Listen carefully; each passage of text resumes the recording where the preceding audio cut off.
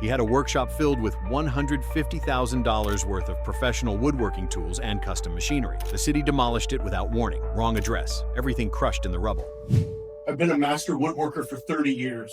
Custom furniture maker. Everything I owned was in that workshop. Industrial table saws, planers, jointers, router tables. They buried it all. I was meeting with a client. My neighbor called screaming that my workshop was being demolished. By the time I got there, it was rubble. 30 years of tools crushed under concrete and metal. Some of those machines were custom built, irreplaceable. The city's offering me $35,000. I have receipts and appraisals totaling $150,000. My entire business is gone.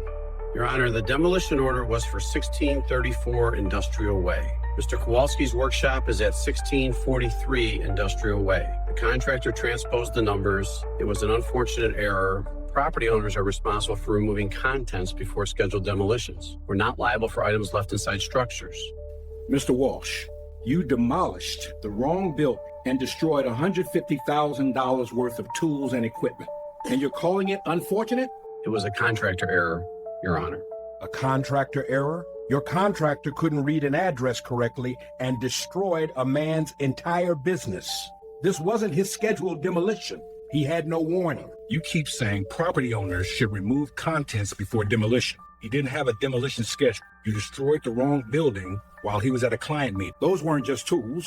That was his livelihood. 30 years of equipment, some custom built and irreplaceable. The city will pay Mr. Kowalski $150,000 for the equipment, $50,000 for the workshop structure, $75,000 for lost business income, plus $100,000 in punitive damages. Total $375,000.